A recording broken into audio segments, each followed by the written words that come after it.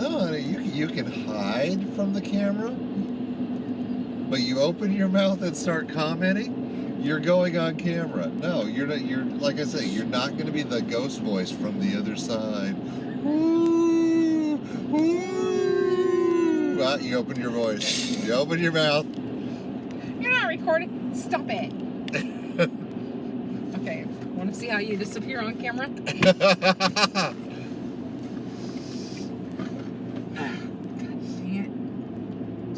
Tilted down that far.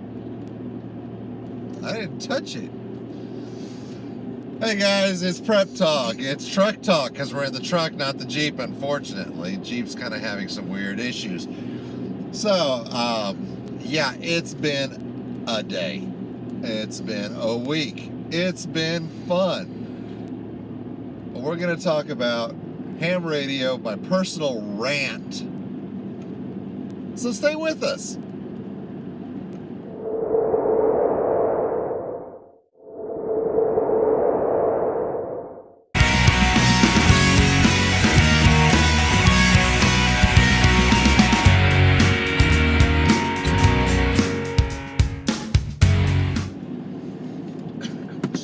You can see Miss K. She's been lounging, and well, she hasn't been on camera for a while. She hasn't, done the thing. So, yeah, that's torturing me. I'm torturing her. Yes. I miss having her on the videos. I miss having her be a part of it. So, rants, raves. How do I make a prep talk encouraging when I'm about to be offensive to some people? We'll do our best. Ham radio. Yeah, love it. I think it, for a long distance communication during a situation, is going to be the go-to. I really don't think DMR and the semi-computer interactive part of ham radio is really going to work in a grid down situation. I'm sorry, I don't see it. That's why I think that we should have a manual, a written down list of frequencies that we can go to. I mean, that's where I really think we need to go. But in SHTF, the FCC's not going to come after you for your license if you don't have one. Between multiple prepping pages online this week, that's been the theme, the song, the go-to whatever. So,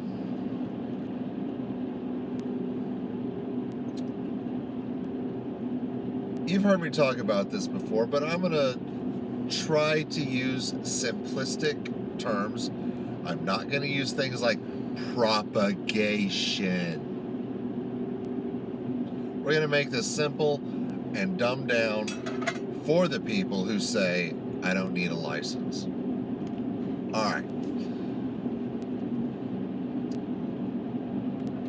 My parents have moved into the bug out location. I'm in the process of moving away from there, getting the house built.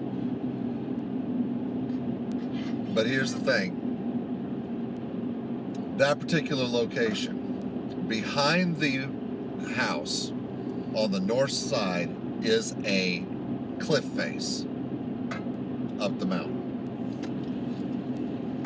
To the west is a cliff face that runs parallel. All right? Why is this important? Because all of you people who say, I don't need a license if the S hits the HTF, your most common frequencies are going to be 2 meter and 70 centimeter bands. Okay? You pick up a Baofeng, you pick up most any handy-talkie, those are going to be the most common frequencies on there. You might find a 6 meter, you might find a little something else, but those are the most common. 2 meter, 70 cm. So, let's talk about those two frequencies. Unlike a CB, it's not a channel base. Unlike your Motorola Talkabouts, it's not a channel.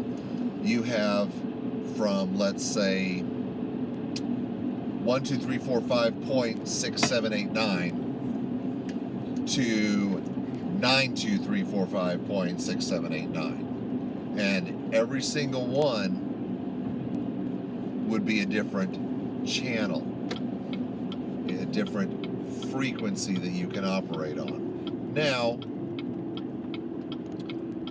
in going along with this, there is bleed over. You might be on 12345.6789, and someone on 12346.789 might be able to hear you. All right? There might be a little bleed over. But where we're going with this, the characteristics of these frequencies, this band, and this radio.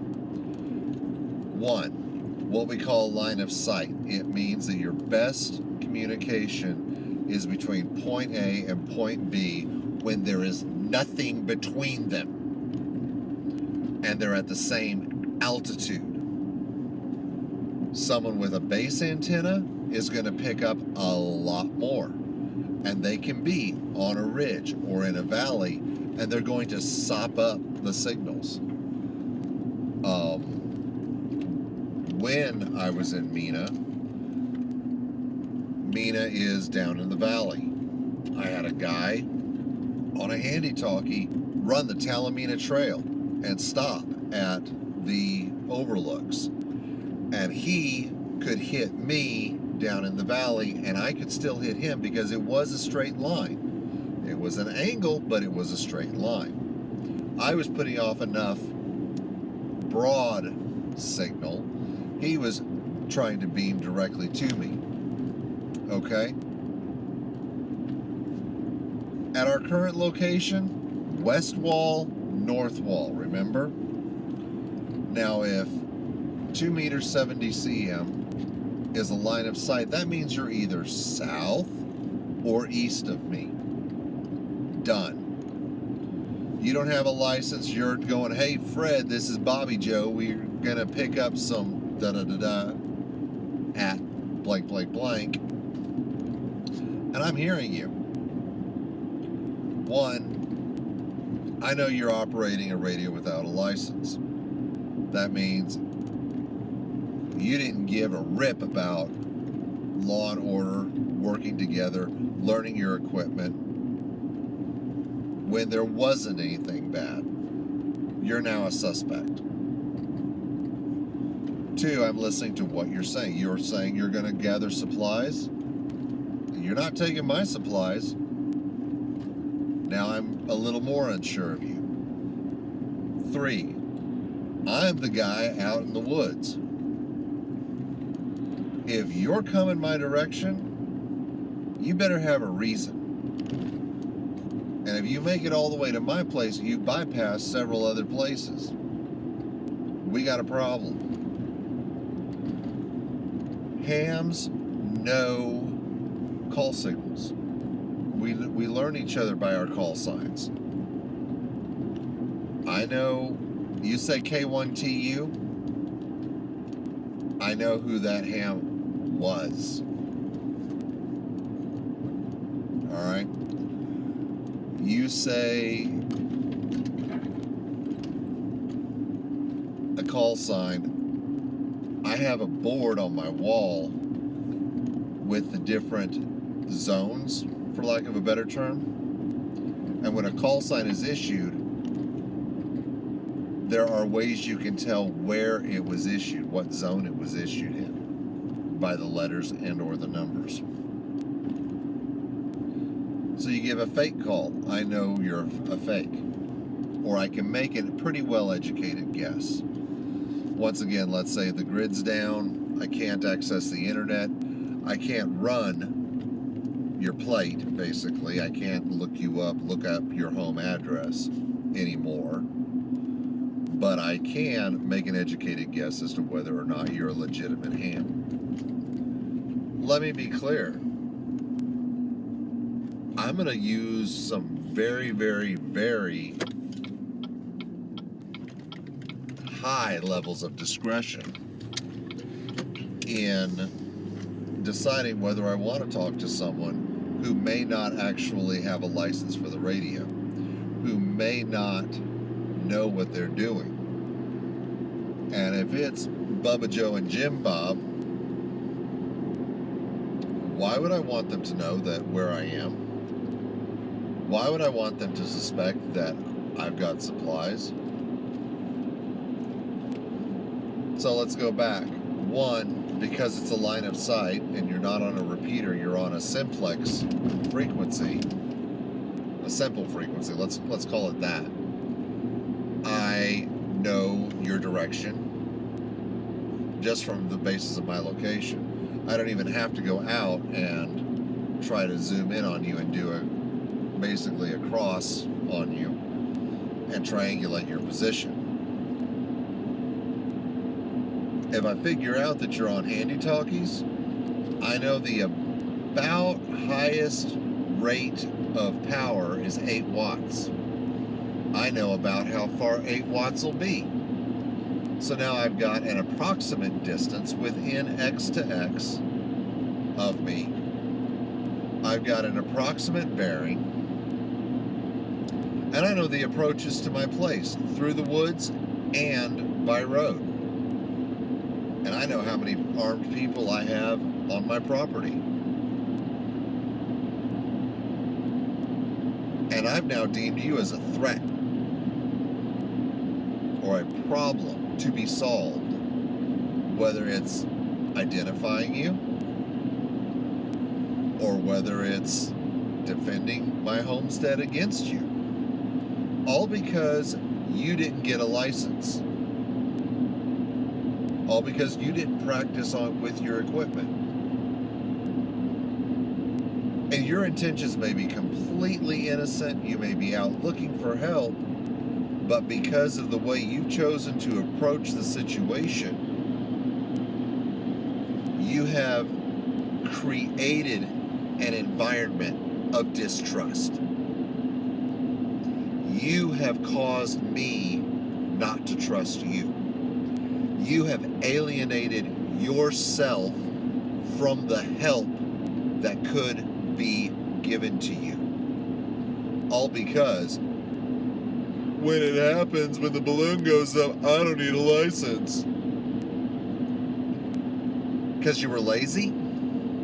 Because you didn't step up and do the things that you needed to do? You call yourself a prepper. You say, I want to be prepared, but then you don't choose to do the things. So, this is me being mean, putting boot to rump, and saying, get out there, get your license, get on the air, meet the hams in your area.